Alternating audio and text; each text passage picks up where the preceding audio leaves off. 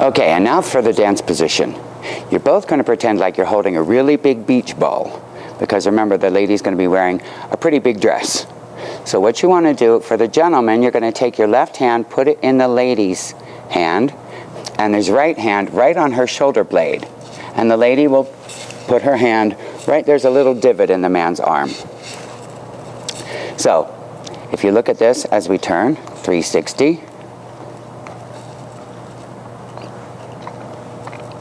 Some problem areas. This hand here, make sure you're not doing the church and the steeple and there's no people thing. Do not interlock your fingers. Go around the side of the lady's hand. And on the back, gentlemen, please don't have the claw. Keep your hand flat. Now the lady, please don't have the crab crawling up the man's arm.